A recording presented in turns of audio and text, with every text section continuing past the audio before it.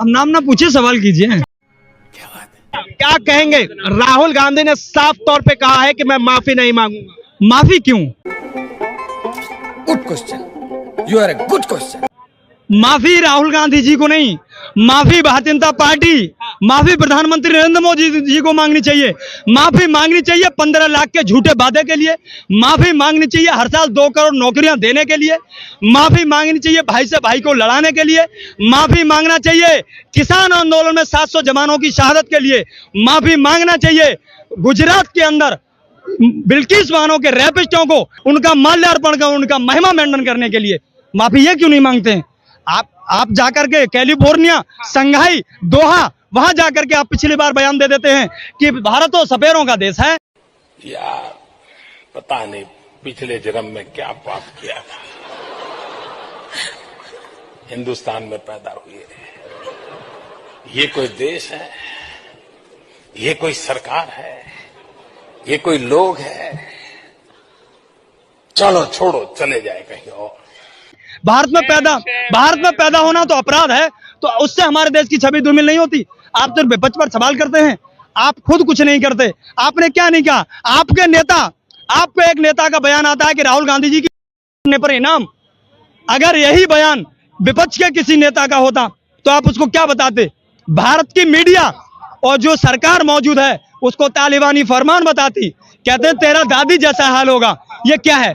ये धमकी है। कंट्रोल। और इन धमकी देने वालों के खिलाफ कोई कार्रवाई नहीं की जाती। आप सरकार में बैठे हैं तो आप ये सोच रहे हैं कि हम किसी को पैरों के नीचे रोन देंगे। आप देश के किसानों को रोन देंगे, आप महिला पहलवानों को रोन देंगे।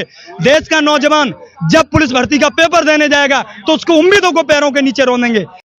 यही नहीं, अभी और सुनिए। गमों की धूप में मुस्कुरा के चलना पड़ता है, और ये दुनिया है या चेहरा सजा के चलना पड़ता है। हमारा कद आपके कद से बहुत ऊंचा सही, मगर चढ़ाई पे सबको कमर झुका के चलना पड़ता है। चमन में रंगों व गुलू से बात बनती है, हम ही हम हैं तो क्या हम हैं, तुम ही तुम हो तो क्या तुम हो। सबको साथ लेकर चलना पड़ेगा। ये देश इसी ये बड़ी अच्छी बात कही आप। इसलिए पहचाना जाता है। ये मुल्क, हमारा मुल्क देश का सबसे बड़ा लोकतांत्रिक देश है। ये इसलिए जाना जाता है कि अनेकता में एकता, कई जाति, कई मजहब, कई धर्म के लोग रहने के बाद यहाँ एकता है। लेकिन आप उस एकता को खत्म करने की बात करते हैं। आप कहते हैं राहुल गांधी ने सिखों के लिए गलत बयानबाजी की है। मैं तो कहता हूं किसी धर्म के खिलाफ गलत बयानबाजी नहीं होनी चाहिए। अभी कंगना रनौत उसने बयान दिया था कि जो आंदोलन में आंदोलनकारी सिख बैठे हुए थे, जो बॉर्डरों पर बैठे हुए थे, वो वहां रेप कर रहे थे और वहां लाशें टांग रहे थे, वहां ड्रग्स का काम चल रहा था। तो आप बताइए, आप किस भारतीय जनता पार्टी के नेता ने कहा कि कंगना माफी मांगो? या शाबाश बेटा, बहुत बढ़िया। कंगना का इस्तीफा क्यों नहीं मांगा जाता है? आपके नेता अगर ऐसी बयानबाजी करते हैं, आप उनको संरक्षण देते हो, और ये लगातार चला आ रहा है। आप देखिए, भारतीय जनता पार्टी का विधायक उन्नाव के अंदर, उसको भारतीय जनता पार्टी के बैनर के नीचे समर्थन दिया जाता है। क्यों? आप देश के अंदर ऐसे जघन्य अपराध करने वालों को अपने बैनर के नीचे समर्थन दोगे तो देश में देशभक्त पैदा नहीं होंगे, देश में गुंडे माफिया पैदा होंगे, और आप माफिया पैदा करके अपनी पार्टी में लेते हो। आप कहते हो जिस अजीत पवार को कि वो चक्की पीसेगा अपराधी है, मुकुल राय अपराधी है, अरे कितने नाम गिनाऊं, नारायण राणे अपराधी है, प्रफुल्ल पटेल भ्रष्टाचारी है। लेकिन यही भ्रष्टाचारी Bharatiya Janata party detergent powder से धुल जाते हैं और आपकी पार्टी में आ जाते हैं, किसी के खिलाफ मुकदमा नहीं होता है। राहुल गांधी पर साफ तौर पर कहते हैं कि देशद्रोह का मुकदमा लगना चाहिए, उनका पासपोर्ट कैंसिल हो जाना चाहिए। देशद्रोह का मुकदमा अगर किसी के ऊपर लगना चाहिए तो देशद्रोह का मुकदमा भारतीय जनता पार्टी को उस बदजुबान सांसद के ऊपर लगना चाहिए जिसने देश के लोकसभा में एक हमारी जो देश की एकता और अखंडता है उसको धूमिल करने का काम किया। एक जाति विशेष के लिए इतनी गंदी गाली दी जो सड़क पर कोई नहीं दे सकता है, उसने सदन के अंदर वो गाली दे करके। हमारे देश की लोकसभा की कार्यवाही चल रही होती है, पूरा विश्व उसको देखता है, इससे हमारे देश की छवि धूमिल होती है। अगर उनको सजा देनी चाहिए राहुल गांधी जी की जगह। लेकिन साफ तौर पर राहुल गांधी जब विदेश जाते हैं तो चीन की अगर तारीफ करेंगे तो भारत में तो विरोध होगा। अभी मैं जो हमारे देश के विदेश मंत्री एस जयशंकर हैं उनका बयान सुनाता हूं। उन्होंने क्या कहा है कि हम कई वर्षों तक चीन के मुकाबले नहीं पहुंच सकते, हमारी जो इकोनॉमी है चीन के मुकाबले नहीं है, हम चीन से संबंध भी नहीं खत्म कर सकते। आपका नेता बयान देगा, यानी तुम्हारा कुत्ता मेरा कुत्ता कुत्ता और आपका टॉमी, ਤੁਹਾਡਾ ਕੁੱਤਾ ਟੋਮੀ ਸਾਡਾ ਕੁੱਤਾ ਕੁੱਤਾ। ये नहीं चलेगा, ये नहीं चलेगा। ये एक देश है। आप एक देश एक कानून, one nation one rules, one nation one election नहीं, देश मांग करता है one nation one rules, one nation one education. अगर एक 5 किलो राशन वाला बच्चा अगर सरकारी विद्यालय में पढ़ेगा तो सांसद का बेटा भी सरकारी विद्यालय में पढ़ेगा, ताकि उसको पता चले गरीब के टैक्स का रुपया जाता है वो सही जगह जाता है, बात तो सही है। सही जगह जाता है कि नहीं जाता। क्या लग रहा है ऐसे में भारतीय जनता पार्टी क्या कांग्रेस का हवा बिगाड़ रही है हरियाणा के अंदर?